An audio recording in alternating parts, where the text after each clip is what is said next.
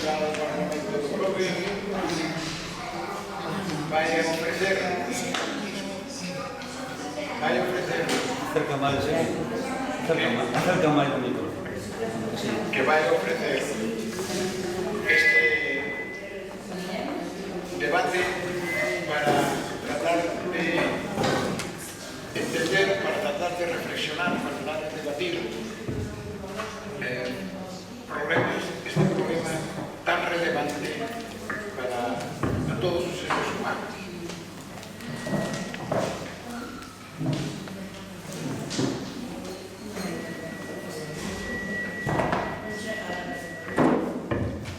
Se vai a falar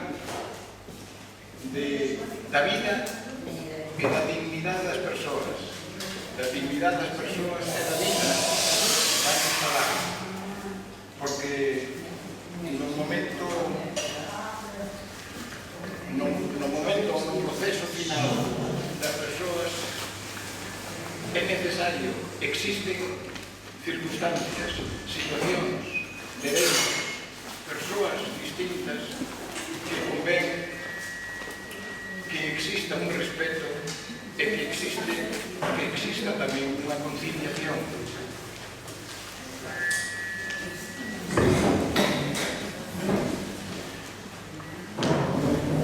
O dereito a unha morte digna ou a traballar pola dignidade da vida hasta o último minuto, que é o que aquí se pretende, pois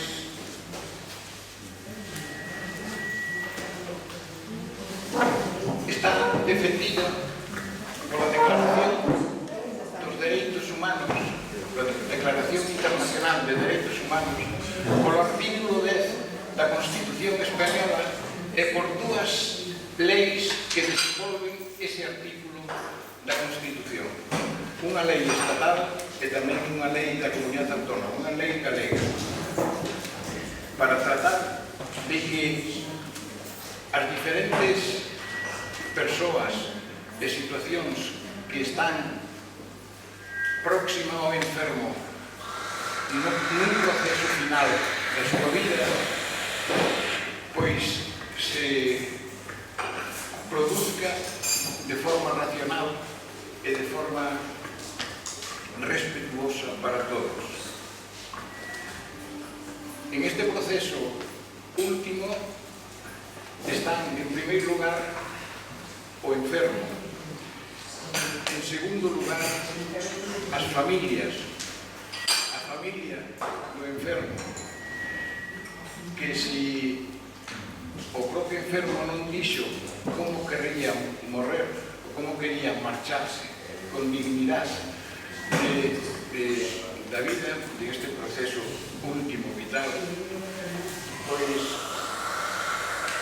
as situacións da familia complicanse e hai problemas en ese aspecto. E despois están tamén os médicos e os sanitarios nos hospitales para que toman decisións e que a veces son decisións difíciles. Por exemplo, se pode manter a unha persona con vida artificialmente a través dunha máquina sin autorización ou tolerancia do propio enfermo. Esta é unha situación como outras que tamén se podían dar e que precisa, por tanto, de regulación, de respeto, para manter sempre a dignidade da vida hasta o último minuto. Temos hoxe aquí para falar de estas cousas a dúas persoas moi solventes, moi profesionales, que dedican tamén parte da súa vida a tratar, a explicarle a xente os problemas, as circunstancias que esta situación provoca. Son Emilia Irimo e Ascensión. son dúas personas que teñen un corazón moi grande e que nos estaremos de acordo de que ao final tenemos unha resposta e unha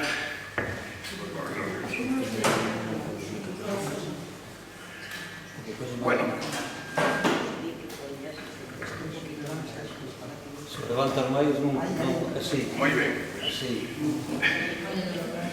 Bueno, pues tanto Emilia como Ascensión son en estes momentos a presidenta e a vicepresidente da asociación que traballa pola defensa de unha morte digna. E eles vanos a clarificar moitas cousas e, sobre todo, a ordenar mellor a nosa cabeza cando nos enfrentemos a estas situacións. Vai a falar primeiro? Sí, Emilia, a presidenta de la SUC.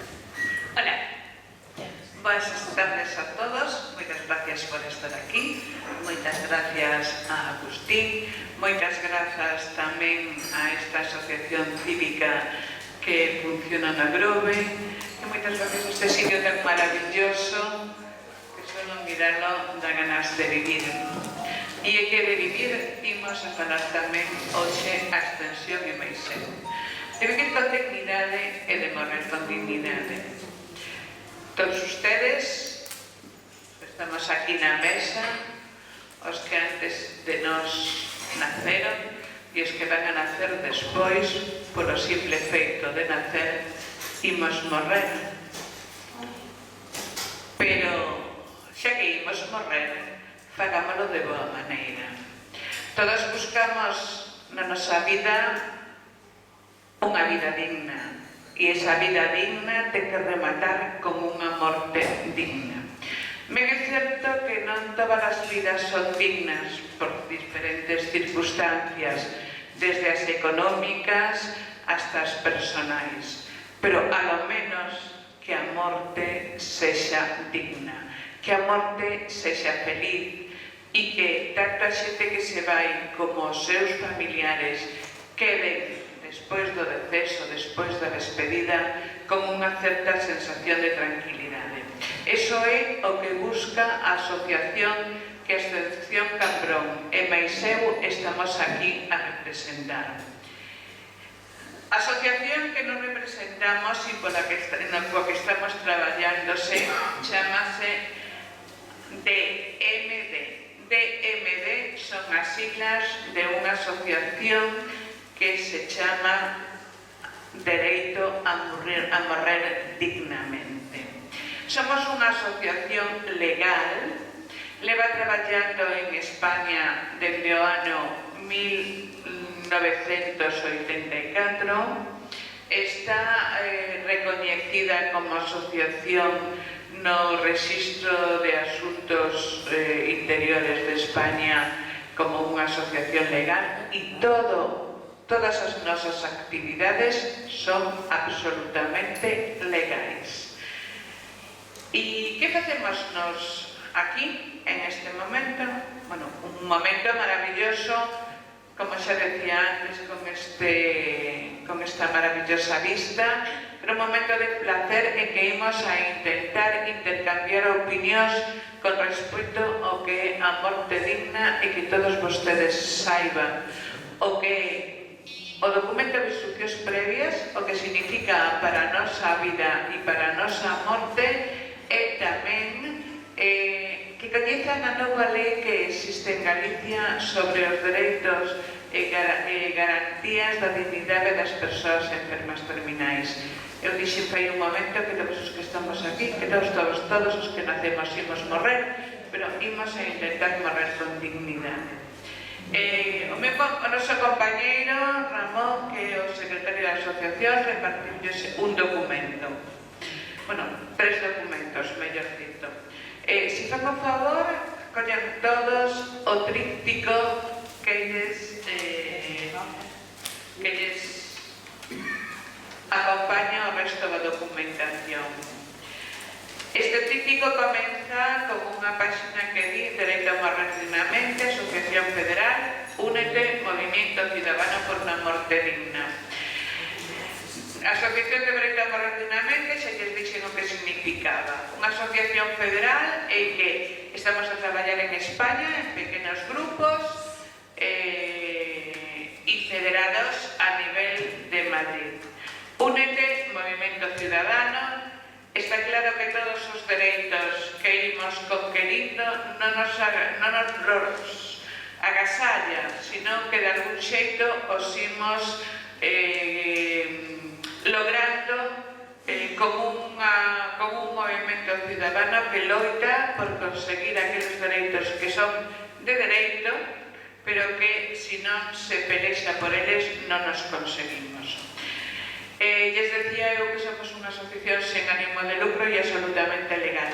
Este ánimo de lucro significa que non temos ningún tipo, pero ningún tipo de axuda estatal, ninguna asociación, porque así somos independentes e podemos loitar por os nosos obxectivos, que toda a xente viva con dignidade e que morra con dignidade. Pero se por circunstancias especiais non pode morrer con dignidade, ali me están dicindo que estou molestando porque estou moi alta, non?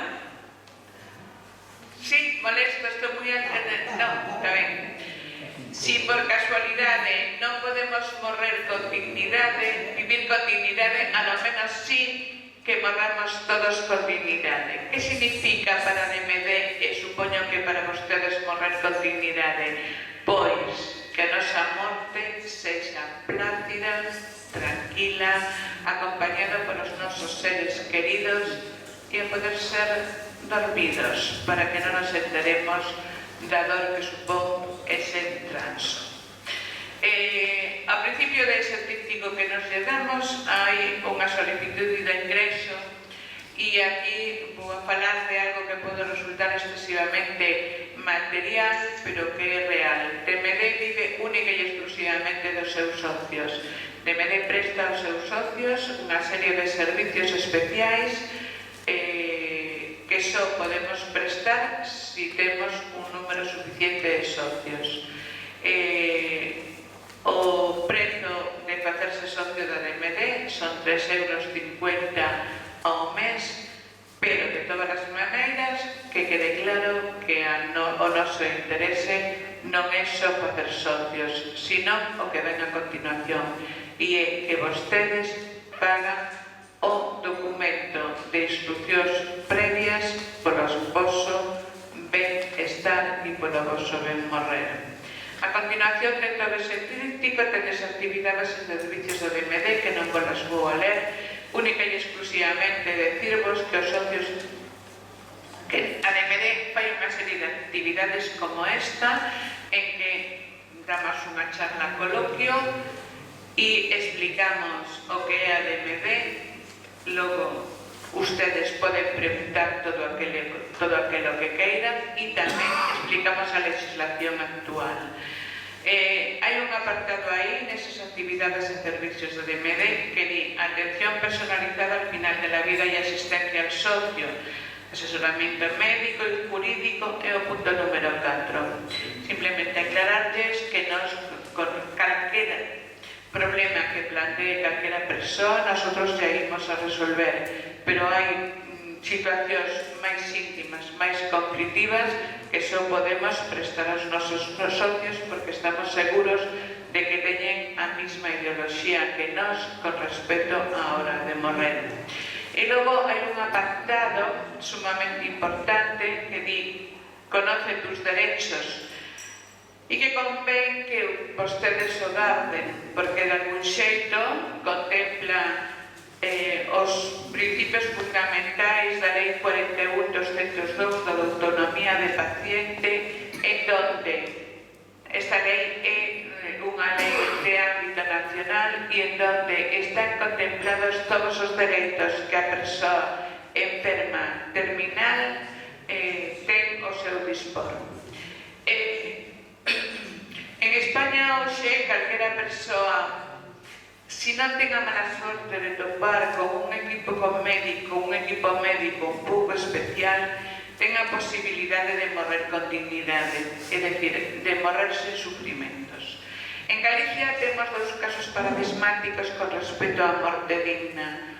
Un é a nena Andrea, que de onte, que todos coñecemos, que sufriu durante meses para morrer a fin dormida e tranquila, con unha loita moi mediática por parte dos pais, e que non era precisa esa loita porque os pais podían rechazar ese tratamento que non era conveniente para Andrea e Andrea podía ser sedada.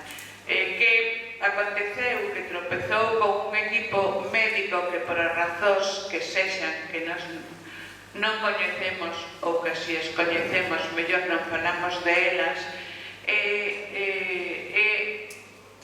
ben, pois Andrea tivo a mala sorte de que tiveron que loitar os seus pais por unha morte tranquila para ela despois de moitos meses. Pero a lei en este momento en Galicia permite que todo o mundo morramos con dignidade. De esa lei, que a lei 5/2015, recórdena, é importante, nós todos debemos conocer os dereitos que esa lei nos otorga, porque non sempre as autoridades, a administración, nos vai a agasallar con esos dereitos que xa foron conqueridos, sino que moitas veces vai a pasar de eles e interesa que os coñezamos para en algún momento que se pretendan conjugar nos podamos defendelos.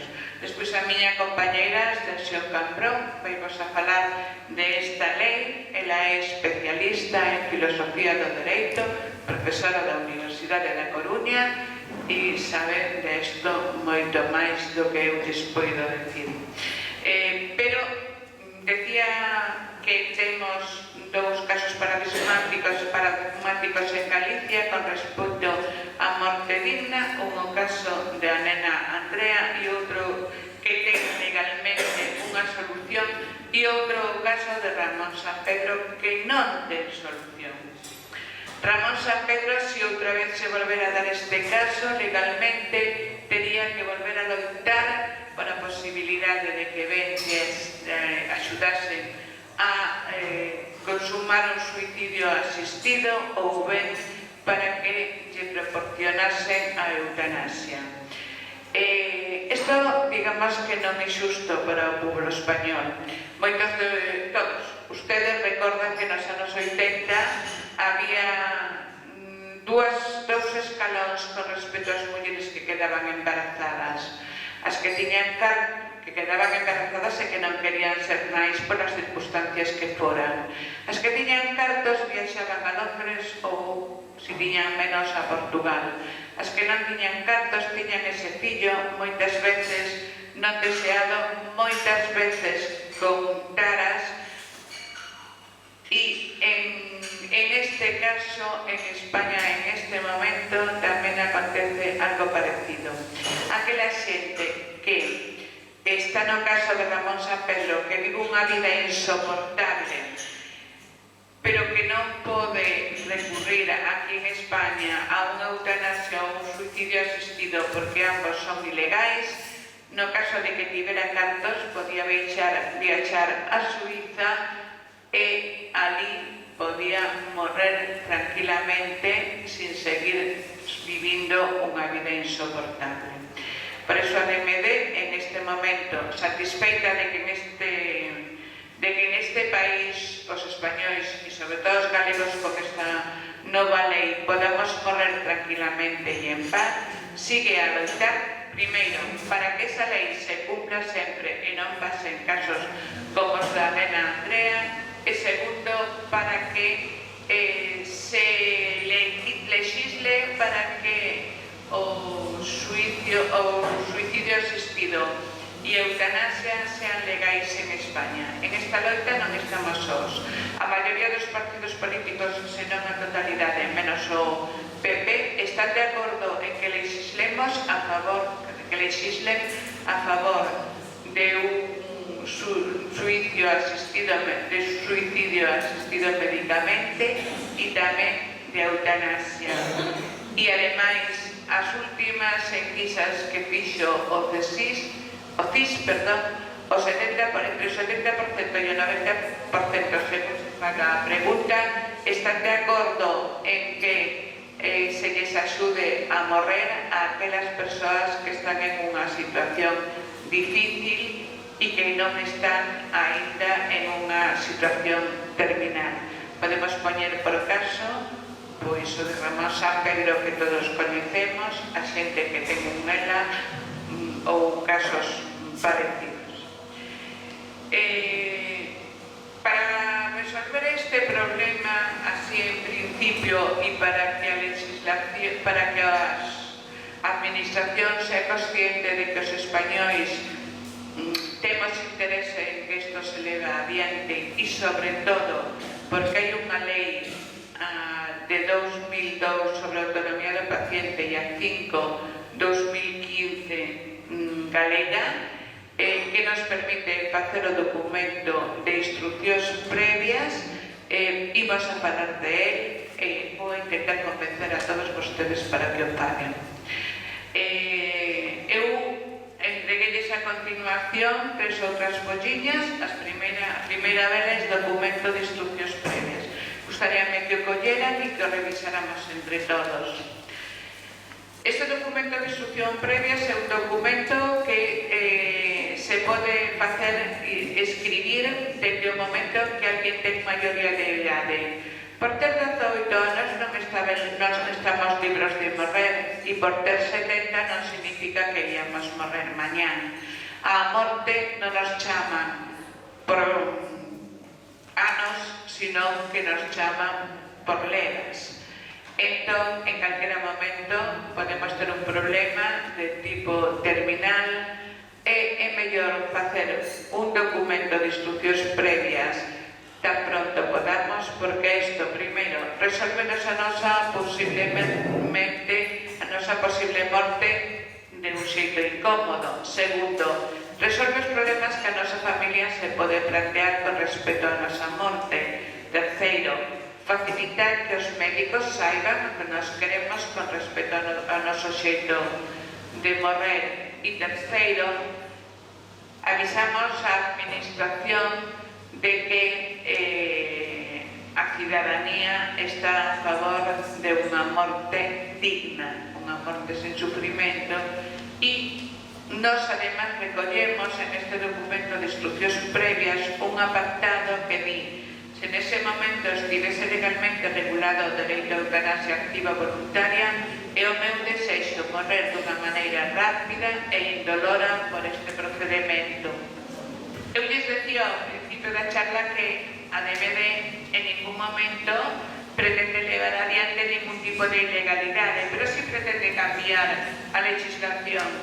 Entón, explicitamos no noso documento de instruccións previas que se en algún momento en España a situación de eutanasia ou a situación de suicidio asistido fose legal, nos queremos que sí queremos, repito, nos queremos que sí queremos, se nos axude a morrer dunha maneira plácida.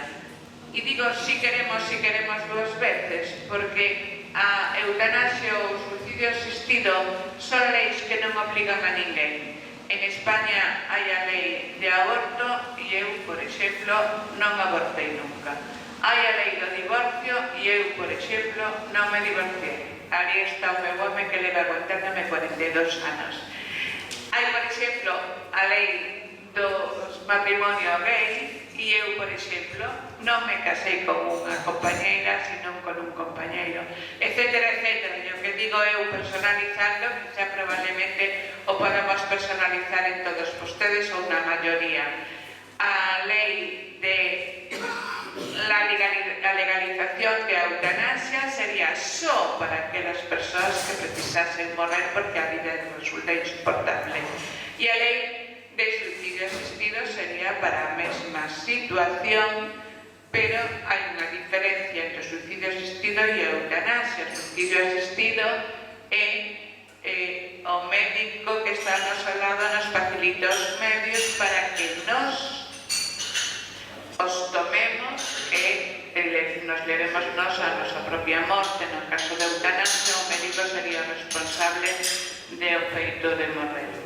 Pois este documento de instruccións previas en Galicia e en España pódese facer de 3 xeitos: ante notario, que a DMD non aconsellan porque significa un custo económico, ante funcionarios, que no brome non se pode facer porque a legislación non contempla que os sitios pequenos teñan unha unidade receptora de documento de instruccións previas, e ante testigos, e aquí sí que podemos facelo nós. Este documento que eu lles di é o que se pode presentar ante testigos. Eu estive falando a semana pasada coa traballadora social do Centro Cívico do Grove, unha persoa encantadora que se chama Gema. Se ustedes achegan con estas 3 follas xunto dela, non é preciso que busquen ni siquiera testigos, sino simplemente ela les axudará a topar testigos dentro do centro cívico, e ela mesma preparará a documentación para que este documento de instruccións previas sexa registrado. E para eso habría que cumplir o anexo número 1, que vai ao final dos 4 papeles que eu lle digo. Este documento registrado, este documento de instruccións previas registrado, a Consellería tería 2 meses para responderles a ustedes que estaba recibido y registrado, e inmediatamente aparecería en todos os historiais médicos daquelas persoas que o firmaran. Que significa isto? Que o médico que fora a atender a calquera sabía desde o primeiro momento que esa persoa, si deixara de poder comunicarse con él, fixera a opción de morrer con dignidade. Que significa morrer con dignidade? Por suposto, morrer como aquel lle dé a gana. Aquela persoa que por modo de vivir e por concebir la vida, xa que Cristo morreu con moitos sufrimentos na cruz, ela tamén quere morrer así. Pero se pola contra somos máis hedonistas e pretendemos morrer con moita tranquilidade, sin sufrir ningún tipo de agobio polo estado agónico, acompañamos cos nosos parentes en un estado de tranquilidade, tamén o podemos facer. Si nós facemos este documento de instruccións previas, temos a garantía de que os nosos familiares saben o que queremos, que o noso médico sabe o que queremos, e de algún xeito é moito máis fácil que contemplen e que cumplan estes últimos desexos.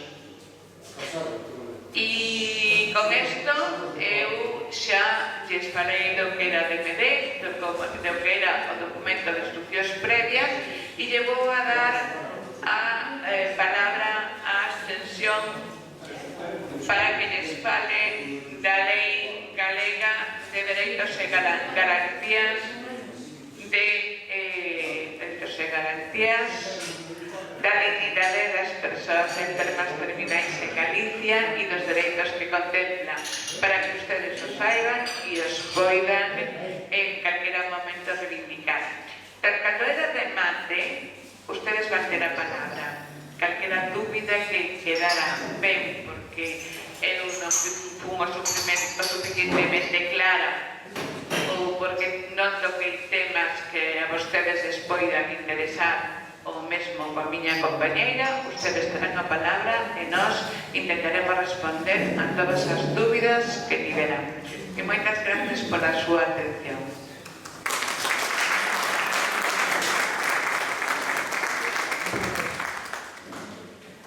Buenas tardes. En primer lugar, quiero agradecer a la asociación que ha convocado este acto y a a Xaquín Álvarez Corbacho, antigo compañeiro na Facultade de Dereito da Coruña e anteriormente xa amigo ata o día de hoxe e agardo que por moito tempo. Eu son andaluza e ainda que falo galego, como non o falo moi ben, pois vou falar en castelán, porque pareceme que así fagome entender millor. En aras do rigor, pásome ao castelán. Como xa ten dito Emilia, a verdade é que teño xa moito hábito de falar galego. Entón, eso, igual pásome de unha lingua a outra. Como tienes puesto, Emilia, en la intervención que me ha precedido, el objetivo de la DMD en Galicia y en el Estado español es conseguir que se legalice la eutanasia y el suicidio asistido. Esto es así en el sentido de que esto representa la exigencia de un nuevo derecho individual que ya en otros países de nuestro entorno cultural, como es Holanda, Bélgica, Suiza, Luxemburgo, etcétera, ya se ha regulado ese derecho. Entonces, a nosotros nos parece que este es un derecho que también hay que reconocerlo en un Estado social y democrático de derecho como es formalmente el Estado español. Desde este punto de vista, que para conseguir ese objetivo de la legalización de la eutanasia aún faltan que dar pasos. Un paso fundamental es derogar, conseguir que el Parlamento derogue un artículo del Código Penal, el 434, que penaliza a aquellos profesionales de la salud y a cualquier otro ciudadano que ayuda a morir a un enfermo terminal que pide, le solicita libre y conscientemente que le ayude a morir.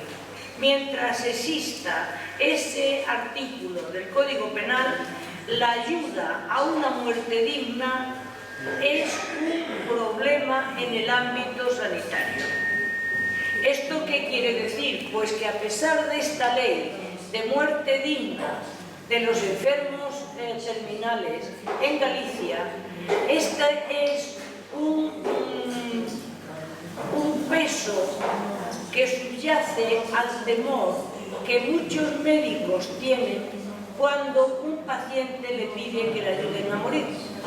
Porque si hay un problema de falta de unanimidad en el entorno familiar del paciente, ese médico puede verse denunciado y ser castigado con penas de hasta 7 años de privación de libertad. Esto, como ustedes pensarán, es una amenaza grave para los profesionales de la salud. Entonces, este problema no lo obvia la ley aprobada en junio del año pasado de muerte digna para los pacientes terminales. Quede por sentado que la DMD queremos otra cosa. Pero no obstante, una vez que esta ley se ha aprobado por unanimidad en el Parlamento gallego, esto está legitimado para que nosotros, que pedimos, como si dijéramos, una ley de máximos, defendamos que, aunque sea de mínimos, que la ley se cumpla. Porque no tiene razón que esta ley, habiendo sido aprobada por todos los partidos representados en la Cámara gallega, que luego no se cumpla. Porque, de algún modo, la ley reconoce un nuevo derecho individual a una muerte digna. Esto quiere decir varias cosas. Quiere decir que un paciente terminal que está desahuciado por la medicina, de que pueda albergar esperanza, de que se le va a mejorar su estado de salud con un remedio u otro, si esto no ocurre, si hay esa certeza, entonces ese paciente lo que pide es que no le apliquen recursos extraordinarios que le prolonguen la vida en una situación de sufrimiento físico y psíquico y moral. Esto es lo que se pide. De ahí que la ley considere que esta actuación que el paciente le pide al médico es conforme a la lex artis.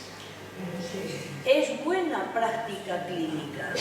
De ahí que no quepa que el médico pueda declararse objetor de conciencia. Y esto es sumamente importante, ¿saben? Que no quita que algún médico intente torpedear la aplicación de la ley, como ha sido supuesto del caso de la niña Andrea, que les voy a explicar a continuación los límites de la propia ley, porque las leyes no son como la tabla de multiplicar. Las leyes que se aprueban, las leyes de nuestro ordenamiento jurídico en el Parlamento, tienen necesariamente un margen de subjetividad que favorece que unas veces se les dé una aplicación más correcta conforme al espíritu de la ley y otras veces aproximada.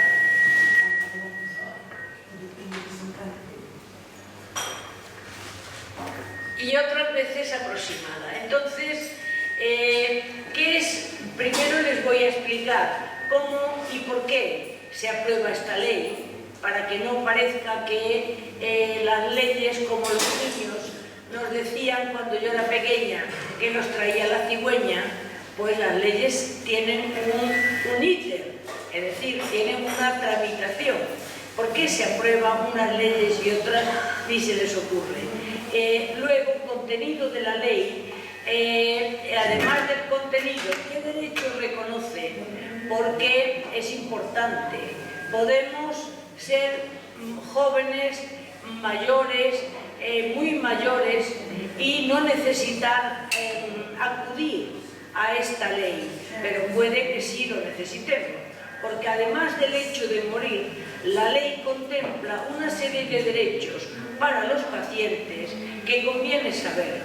Por ejemplo, el derecho de un enfermo terminal a morir en una habitación individual, algo que no es lo frecuente. Y no es lo frecuente porque lo frecuente es que un enfermo esté agonizando en una habitación compartida con otros pacientes, lo cual hace doblemente difícil la muerte de esa persona, para él y para los que le rodean. Entonces, yo les voy a ir explicando esto, así un poquito sintéticamente, pero para hacerlo comprensible, y después ustedes preguntan cualquier cosa que yo deje poco explicitada.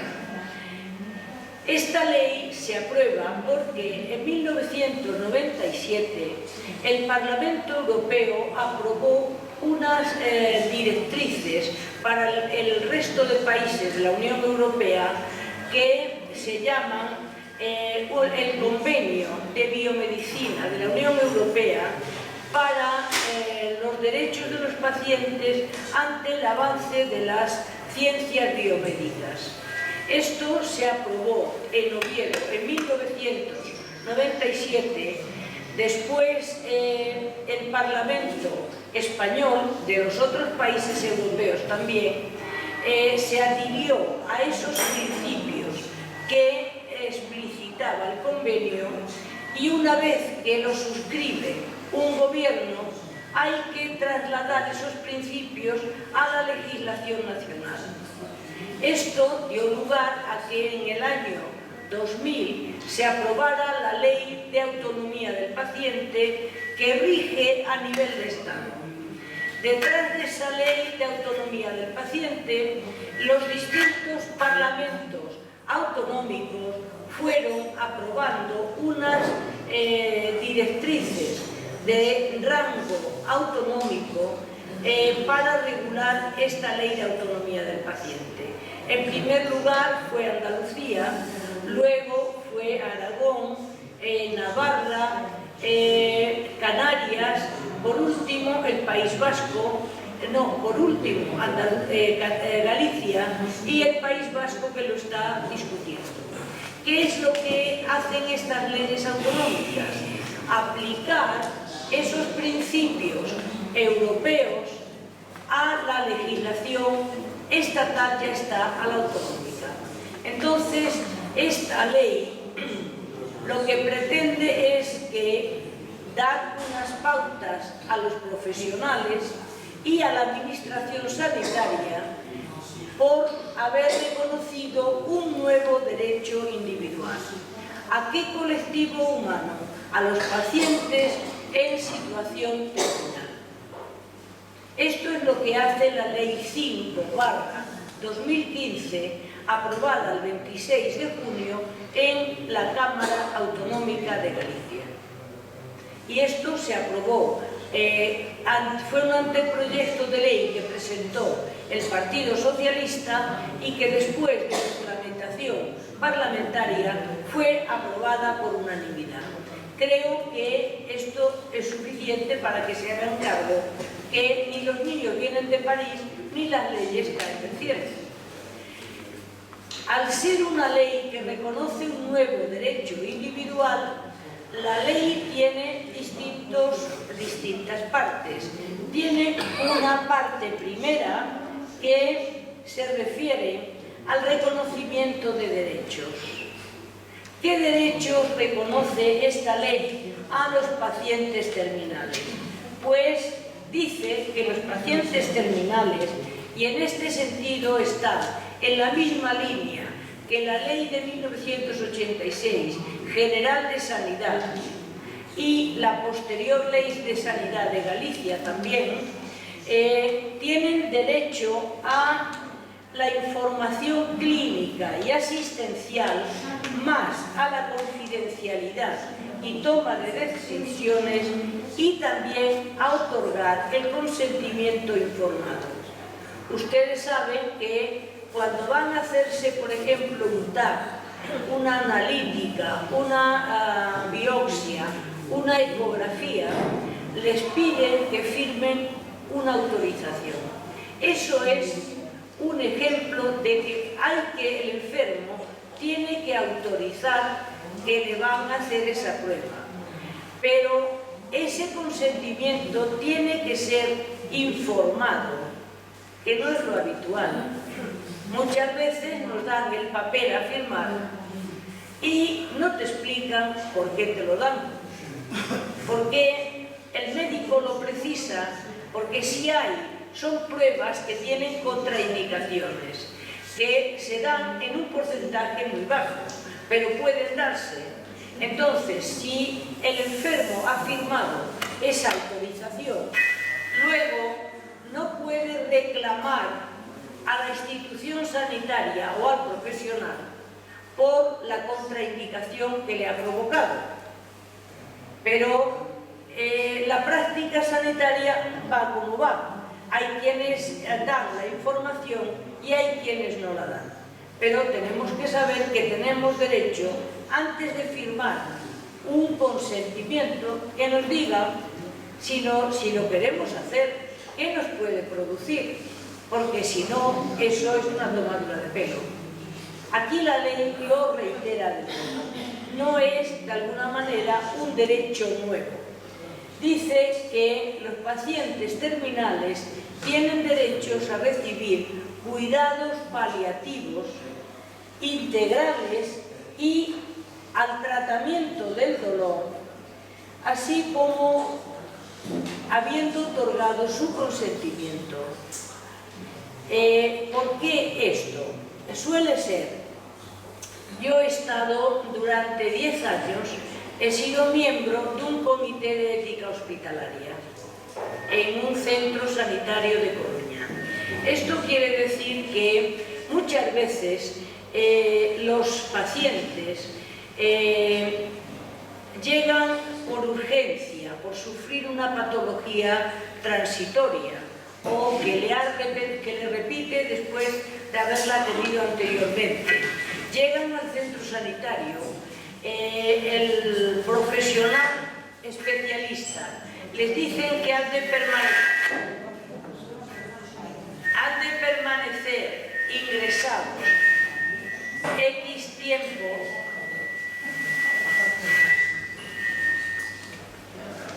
y los pacientes piden el alta voluntaria. El médico, con un criterio clínico, dice: no, yo no le doy el alta voluntaria porque usted le puede repetir este infarto por el que ha ingresado. Y el paciente insiste en que quiere que le den el alta voluntaria. Se producen problemas cómicos, como que el especialista le dice a la enfermera: mire, que el señor se ha ido y está en la parada del autobús, y le dice al especialista: salga a buscarlo y tráigalo. Pero la enfermera tiene una prohibición de abandonar el centro en tiempo que está de servicio. Entonces, ¿quién va a buscar al paciente? El de seguridad, que el médico lo manda que lo vaya a buscar.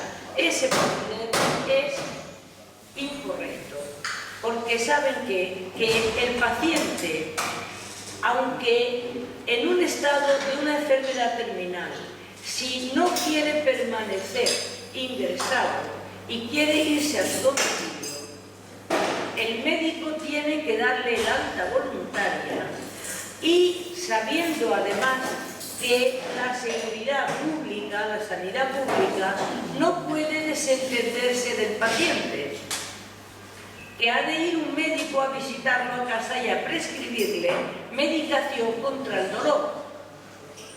Porque muchas veces, como no hay información, el paciente se niega o no quiere pedir el alta voluntaria pensando que la sanidad le van a decir: a usted no lo atendemos ya. No, tiene derecho a atención médica, aunque no quiera someterse a quimioterapia, radioterapia o a otros tratamientos agresivos. Esto es así. Entonces, ¿qué es lo que dice la ley? Que el paciente tiene derechos a cuidados paliativos, aunque se niegue a recursos terapéuticos extraordinarios. ¿Qué quiere decir? Que si necesita ventilación mecánica, alimentación nasogástrica y el paciente se niega, hay que atenderlo con cuidados paliativos, con sedación, hasta que le llegue la muerte. Eso no es matarlo, eso es no impedir que la muerte le llegue, pero que el paciente le llegue la muerte sin dolor y sin sufrimiento. Y esto es un paso importante, a mi modo de ver, para tratar a este tipo de pacientes. Porque si te tienes que morir, más vale que no te mueras como un perro, que te mueras con atención sanitaria. Además, la ley dice que tienes derecho, el paciente terminal, a que muera en una habitación individual. Es verdad que la ley añade la letra siempre que se pueda, porque hay en los centros grandes sanitarios faltan unidades de atención que llaman de paliativos. Faltan esas unidades. Esto es que también lo tengo que decir. Garantizar un derecho supone asumir un coste económico. Sin dinero no se pueden garantizar los derechos. Eso es el ABC de los derechos. Ni este derecho ni ningún otro. Créanme.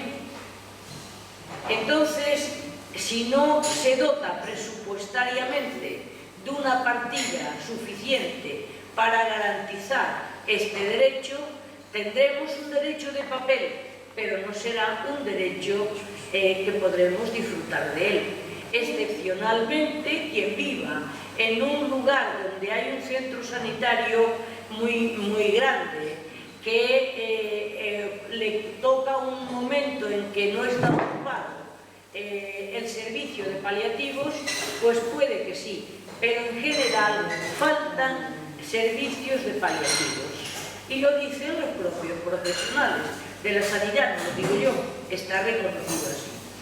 Si estos son los derechos, ¿cuál es el segundo título de la ley? Pues la ley reconoce en el primer título derechos a los pacientes, en el segundo atribuye deberes, porque alguien tiene derechos si y solo si los demás asumimos los deberes correlativos a ese derecho. Alguien tiene el derecho a que lo traten en cuidados paliativos para una muerte digna, y todos los demás tenemos el deber de respetar que ese enfermo pueda morir así. Pero quien tiene deberes en un grado mayor es la autoridad sanitaria pública, que es quien tiene, por un lado, que facilitar la sanción a todos aquellos que pretendan impedir que yo ejerza ese derecho, pero además tiene que poner un sistema judicial, penitenciario, para que aquellos que dificultan el ejercicio del derecho que sean sancionados, que no sigan por la calle impunes, porque entonces cualquiera le privaría del ejercicio de los derechos a los demás.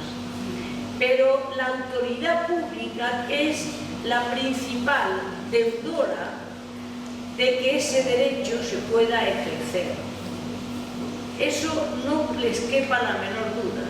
Si la autoridad pública se desentiende, ese derecho es imposible que se cumpla.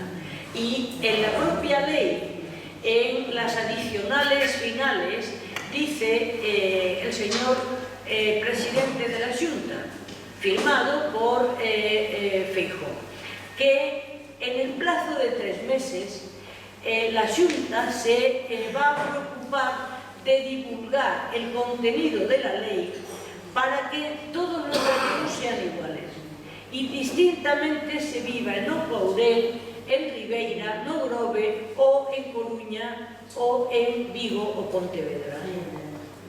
Eso está muy bien que lo dijera, pero es que no lo ha hecho. Desde que se aprobó la ley hasta el día de hoy, quienes en Galicia estamos hablando del contenido de este nuevo derecho somos los de la Asociación por una Muerte Digna, que estamos en televisión, en la prensa, en organizaciones sociales de las ciudades, que se preocupan de llamarnos para que vayamos a hablar de estas cosas. Ahí vemos cómo el segundo aspecto, que allá Emilia les hablaba, para poder ejercer, si te llegas a un estado terminal y no puedes expresar tu voluntad, lo conveniente es que tengas hecho el testamento vital o documento de voluntades anticipadas. ¿Por qué? Porque una vez registrado, eso se incorpora a tu historia clínica a partir de un registro centralizado que tiene la Xunta, o el SEPAS, para entendernos.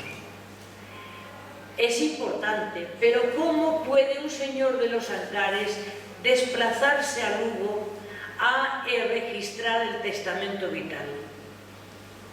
No diga que quiere que no haya desigualdad entre gallegos cuando no facilita que en los centros de salud comarcales, por ejemplo, se puedan entregar los documentos de voluntades anticipadas.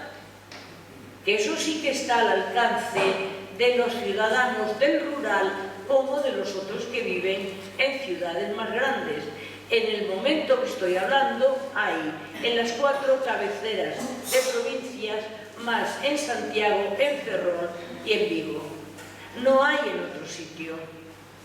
Está claro que a pesar de la letra que aparece en la ley, pues a muchos ciudadanos y ciudadanas gallegas no pueden realizar el testamento porque no lo pueden registrar. Y esto, lógicamente, es un déficit atribuible a la autoridad pública de nuestra comunidad. Por lo menos, saben, hagan un esfuerzo por registrarlo, porque bueno, Pontevedra no está tan lejos y porque como seguimos insistiendo en que esto se amplíe los lugares para registrarlo, pues algún día se pueda registrar aquí si es que tienen un centro de salud comarcal, que no lo sé, o hay otro por aquí cerca, ¿no?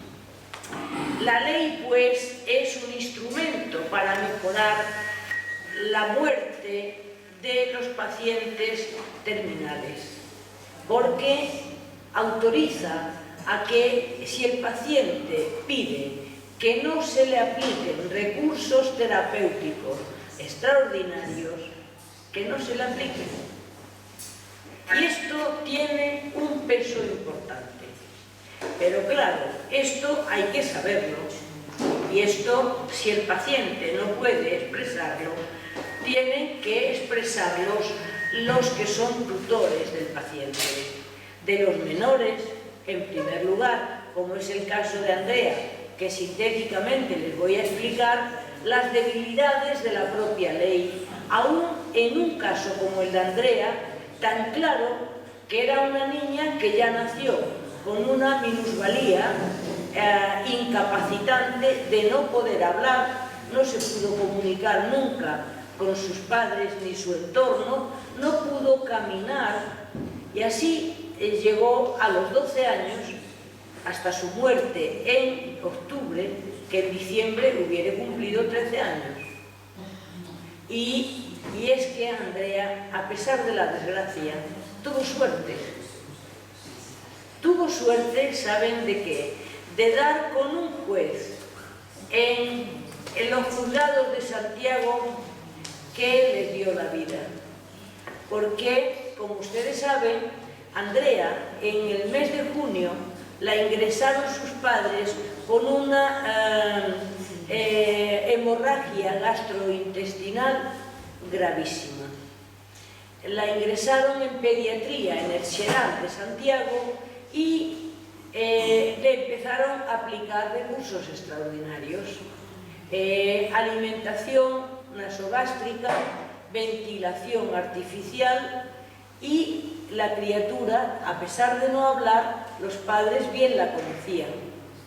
Iban viendo la niña cómo empeoraba día a día más por esos recursos que le estaban aplicando. Pidieron, en primer lugar, que no le aplicaran esos recursos. Y el jefe de pediatría decía que la niña no estaba en estado terminal, porque la ley autoriza a que determine cuál es el estado terminal un equipo médico, que son, lógicamente, los adecuados. Si el equipo médico está presidido por un miembro de una secta religiosa que cree que la vida la da Dios y la quita Dios, pues, como decía el Quijote, Pancho, con la iglesia hemos topado. Entonces, ¿qué es lo que hacen los padres cuando el jefe de pediatría dice que no le va a cambiar los recursos extraordinarios? Los padres acuden al juzgado. El juez de Santiago le sugiere que le pidan al Comité de Ética Hospitalaria que visiten a la niña, que la visualicen y hagan un informe de si es correcto lo que piden los padres. Un comité de ética hospitalario formado por 27 profesionales que emiten un informe en el que dicen que a la niña se le debe suprimir todos esos recursos extraordinarios. El jefe de pediatría pediatría sigue insistiendo en que no, eso no se puede aplicar, que no, la niña no está en estado terminal. Entonces, ellos vuelven al juzgado y el juez se le ocurre, porque en este intervalo la ley aprobada el 26 de junio entró en vigor. Y entonces el juez se le ocurre recurrir a 2 forenses del IMELGA, que es un servicio para el Ministerio de Justicia en cuestiones sanitarias y en cuestiones de hacer autopsias y cosas de estas. El juez le solicita que a este servicio de medicina legal que visiten a la niña para que den fe del estado en el que se encuentra. Justo los 2 forenses dicen que la niña está en estado terminal, con lo cual el juez presiona al servicio de pediatría para que le retiren el tratamiento. Es extraordinario. Con esto sale un miembro de pediatría diciendo a los medios de comunicación que han llegado a un acuerdo con los padres y que le van a retirar el tratamiento. Eso no es verdad. Los padres cedieron porque el juez le dijo que la cosa se cumplía. Con el informe de los 2 forenses no hacía falta más. Pero claro, la ley pone en manos de los profesionales, que son los que tienen que certificar que la enferma está o el enfermo en estado que solo se le cabe aplicar cuidados paliativos. Esto se hizo porque el juez medió con tenacidad, con inteligencia y con sentido común y buena conciencia a favor de los intereses que habían de prevalecer, los de esa niña, que eran no prolongarle el sufrimiento más allá de lo estrictamente necesario. Con esto, claro, ahí quedan pruebas de cómo actuó la consellera entonces, Rocío Mosquera, que hizo unas declaraciones a los medios de comunicación diciendo que los padres estaban pidiendo la eutanasia para la niña, cosa que es absolutamente falso y es además perverso, porque es confundir a la opinión pública. Imagínense ustedes esos padres que durante 14 años han atendido a su hija con todo el amor del mundo y los cuidados y desvelos, que les diga una autoridad que quieren que maten a su hija. Hombre, no. De hecho, con buen criterio, igual ya la venían buscando alguna debilidad para cesarla, pero la cesaron fulminantemente. No obstante, la posición del consejero nuevo y de Feijóo fue que, bueno, que el equipo médico había actuado bien. Eso es política, pero mala política porque es engañar. La verdad que si hubiera sido por el equipo, al menos por el jefe que es el que dio la cara, de pediatría, aún quizás estaría esta niña Andrea todavía en el hospital de Santiago, porque eso era bien probable y eso está pasando en otros países europeos, que a pesar de sentencias de los tribunales constitucionales y también del Tribunal de Estrasburgo de Derechos Humanos, hay al menos 2 pacientes en Francia que están vegetales y no hay forma de que se les ayude a morir. Eso no es algo que a mí me parece que sea defender los intereses de estos pacientes, porque no tiene sentido prolongarles la vida innecesariamente cuando hay razones técnicas, médicas, de que la recuperación es imposible. Entonces, muchas gracias y ahora ustedes pregunten todo lo que les preocupe de estos